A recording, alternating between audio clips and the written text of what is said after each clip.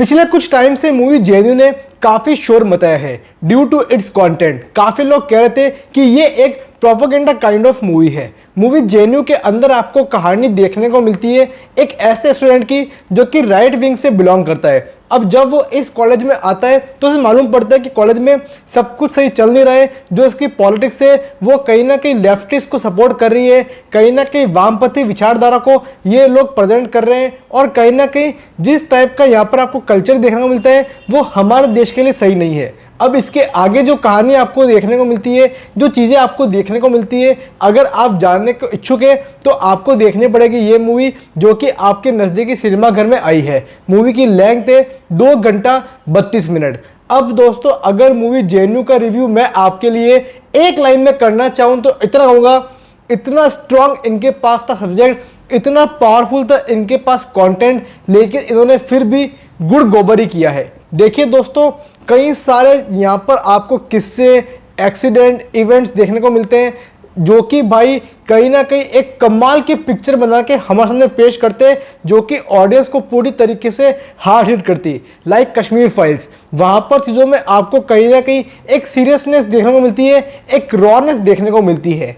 वो चीज़ यहाँ पे पूरी तरीके से गायब है। देखिए दोस्तों, कई सारे इंसिडेंट वही यहाँ पे पेश किए हैं जो कि रियल में हुए थे, और कई सारे इंसिडेंट्स को यहाँ पर ऐसा पेश किए हैं जो कि नहीं हुए थे। तो मतलब कि वो चीज़ें कहीं ना कहीं फिक्शनल थी, और यकीन मानो जिन फिक्शनल चीज़ों को यहाँ पर यूज़ किए ना वो एकदम बचकांड है। आई मीन भाई, वो सारी बातें देख के ऐसे आपको फील होगा कि भाई ये क्यों था यहाँ पर, मतलब क्यों इन चीज़ों को दिखाकर बिना मतलबी जो मूवी की सीरियसनेस है उससे बर्बाद किया गया है।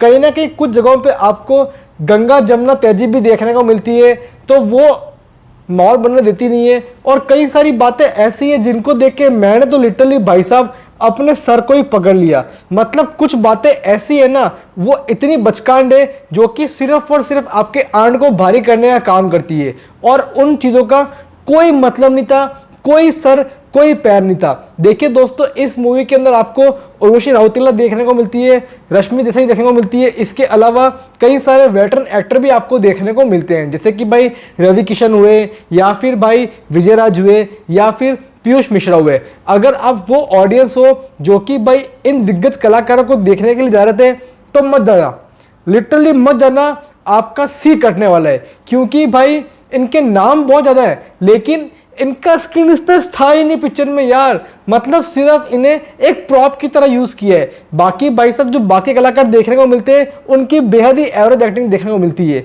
यकीन मानो इन सब में से ना सबसे अच्छी एक्टिंग थी उर्वशी राउतेला की।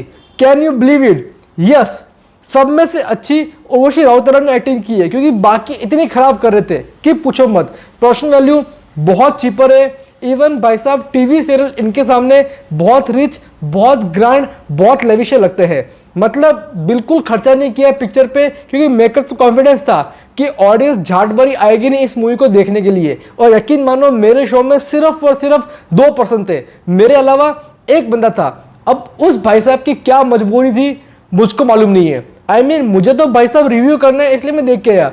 उस बंदे की क्या मजबूरी थी कि वो इस मूवी को देखने के लिए आया था। सीरियसली भाई साहब, कोई नहीं है सिनेमा हॉल में। डायरेक्शन मूवी का बेहद कंफ्यूज है, और डायरेक्शन नहीं है जिसने मूवी की पूरी तरीके से लुटिया को यहाँ पे डुबोया है। आई मीन भाई, इतना सीरियस टॉपिक है कि बीच में आपने एक लव स्टोरी डाल दी, एक MMS काइंड ऑफ डाल दिया। अरे क्या जरूरत थी यार? रश्मि देसाई का सीन है वो, और वो क्यों था?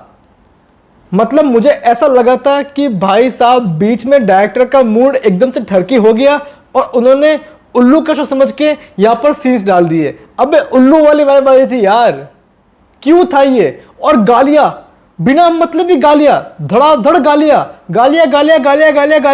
एक सीन के अंदर एक बंदा गालियाँ बोल रहा है और पीछे से फिर वो कह रहा है जय श्री राम। यार ये क्यों था ये चीज़?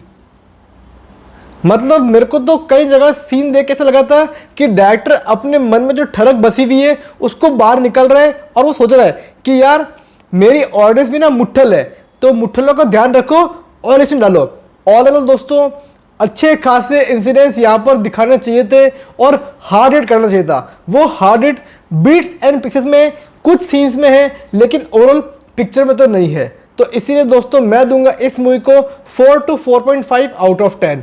ए क्लास एक्टर को लेके एक D class kind of picture बना के प्रेजेंट की गई है। पेरेंटल गाइडलाइंस की बात करूं तो फैमिली मूवी नहीं है दोस्तों, गालियां बहुत सारी सुनने को मिलती है और कई सारे किस्से आपको देखने को मिलते हैं। तो दोस्तों बस ये था मेरा रिव्यू मूवी जेएनयू पर। उम्मीद करता हूं कि आपको ये वीडियो पसंद आया होगा। अगर आपको ये वीडियो देख के अच्छा लगा है तो प्लीज़ यार वीडियो पे लाइक करो, वीडियो को मैक्सिमम शेयर करो, चैनल को सब्सक्राइब करो, साथ ही बेल आइकन पर हिट करो, जिससे कि मुझे मोटिवेशन मिले ताकि मैं आगे भी आपके लिए ऐसे वीडियोस लेकर सकूं।